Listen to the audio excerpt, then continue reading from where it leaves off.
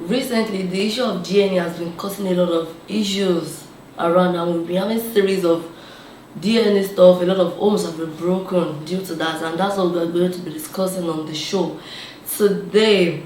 Another thing there is Adeyanju, you all know him, a popular activist at that, has now come out to say it's okay to be to mandate DNA test for child dedication.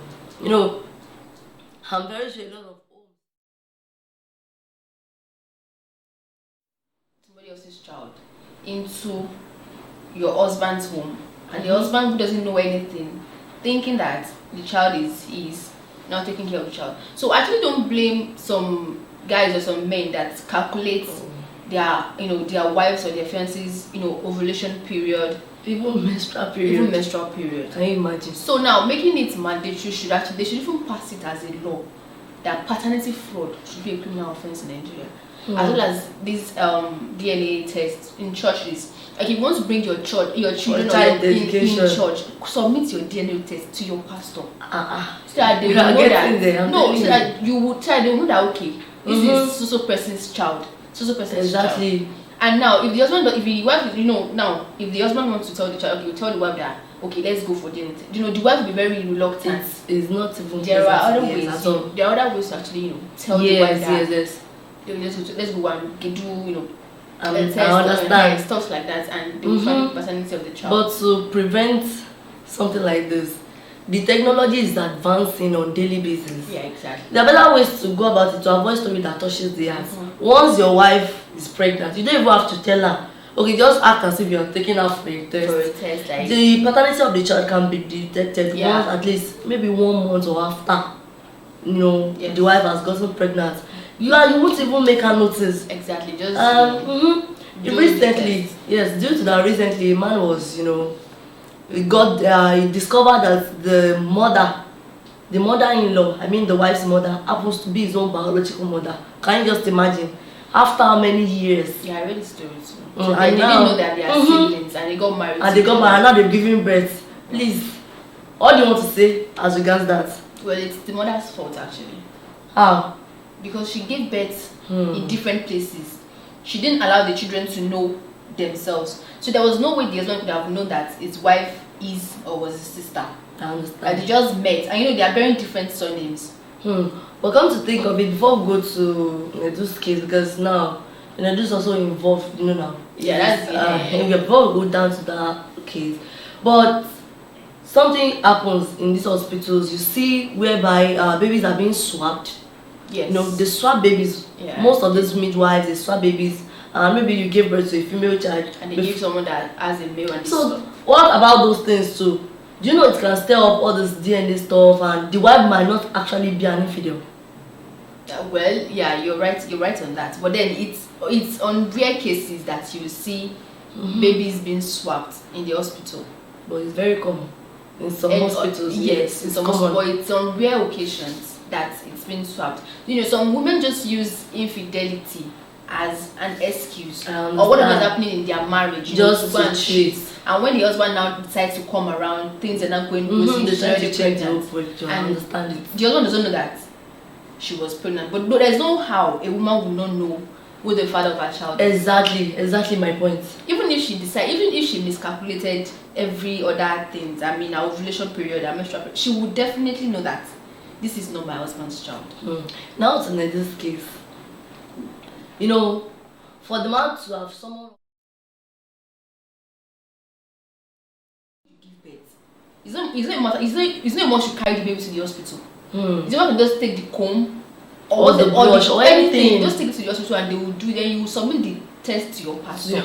Wait, daddy, mommy, this is actually my son, this is my daughter. But God forbid, but what if the pastor too that is supposed to dedicate the child? Okay, because before a pastor can do that, this is Nigeria, whereby almost everybody is kind of trying to figure out the right thing to do.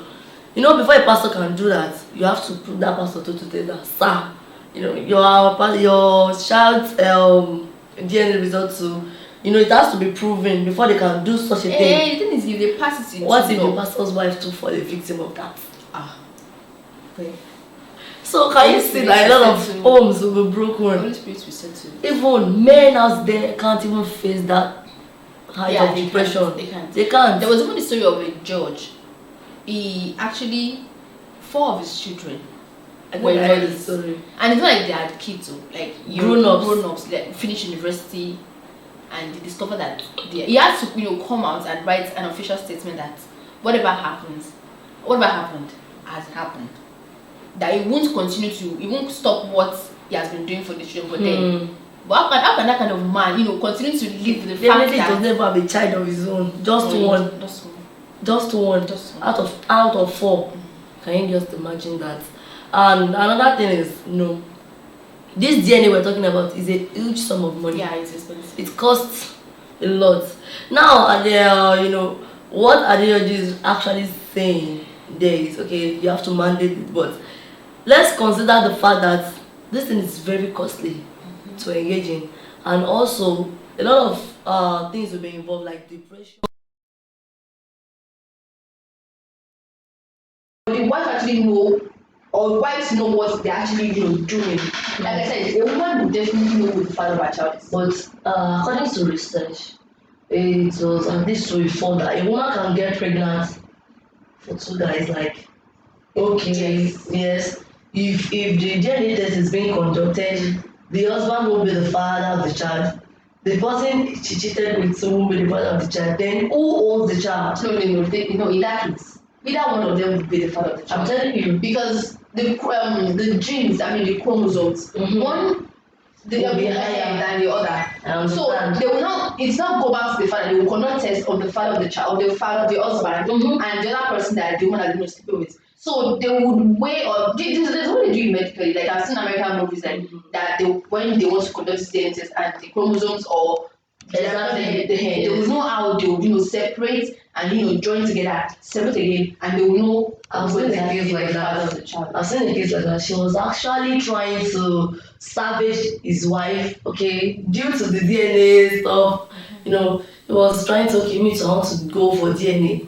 In the process of trying to conduct the test on the children, that was when he actually discovered that he also is the bastard of the family. Wow. Can you imagine? He actually wanted. You don't understand. I'm telling you, not even the guy, the husband's father actually carried the grandchildren to the hospital to conduct on behalf of the son. So the DNA test, if the husband in question is his own, it's going to show the same. So it was not contradicting each other. It was not like, how come? The DNA test revealed that those children actually belongs to the guy, but the guy in question does not belong to him. So this thing is interwoven actually. I'm telling you, it will take a lot of courage, for men to actually, go for the person that someone courage and do even if you trust you. I'm not saying some people don't trust their wives, but then you have to be 100% sure because the child might grow old now and the father might come there. Uncle, excuse me, sir. This is my daughter. You might actually go conduct the test and the test reveals that it's actually yours. So what do you want to do? But be double sure that the child or your kids are actually your own. But that's exactly. But to my own best, I think if you've given birth already, maybe you're married already, there's no point because to avoid story that touches, just leave. Okay, you've given birth, just leave. But for aspiring couples, the best thing to do, once your wife is pregnant, the best thing to do, you go see a doctor. These are things that want to be done on the pregnancy, so you will know from the scratch. Okay, what of couples that actually have 3, let's say like 2, 3 children? To avoid they should not go for DNA. They should just to avoid all this. What if the father of those kids now come later? What if the man said, let's put it this way. What if the man or the husband does not know that he is impotent? Or what if he feels or he does not know that his sperm cannot actually become a child? Most guys, and the woman decides to get pregnant. There's no way a guy will know that his sperm cannot bring for the child. How do you want to know? Are you? Do you have a test tube in your house that you want to put inside and say, okay, fine, you want to know how whether or not you can? No, the wife can actually go out, get pregnant and come back and still be sleeping with the husband, and then they will give birth. Yes. They are my children. They are bearing my son name and all that. But let's not shift the blame on the women alone. No, I'm not shifting. I'm just saying that. I'm not saying you, but the one at like now, they're just attacking just this gender, like the female gender. They fear the gender. And we understand that father, but you fear the gender. But at the same time, some men, they can be so dangerous. You already know you are impotent. You already know you have low sperm count, and they decided to keep it away from their wives. To the extent that the mother in question, the mother-in-law, you all know the mother-in-law Sagana. They come, they frustrate the wife. Meanwhile, the husband the husband is the origin of the problem. And the wife, maybe she later got to know that, okay, you are impotent, you want to destroy my life, Abby. So most of them just they decide to do that and speak back, okay, before you turn me to someone that is useless, I just think I have to do good for myself. Okay. So, mother-in-laws, I think they too, they have to put their children into check.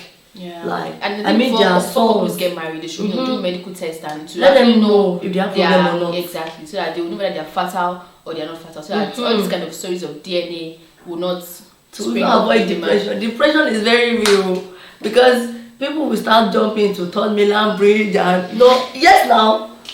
Before you know, all because of DNA. Yeah. It's not easy. Having that the pregnancy saga, massage my leg, buy pizza, buy shawarma, buy everything. Those things get into them. Yes, psychological effect is very, very, very, real. Very real. May God help us all.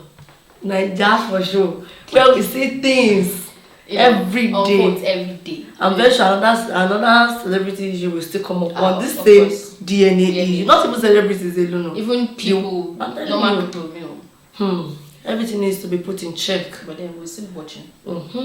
That is it on this show. The best thing for you now is to relax and stay tuned as we bring to you another interesting update. As got things that happens around the world. I still remain my humble self. Sorry, I still remain my humble self. Abiodun Ajimoke, the one and only Melanie. I don't see Oluwabusayo. Don't forget to always like, comment, and share. See you in our next video.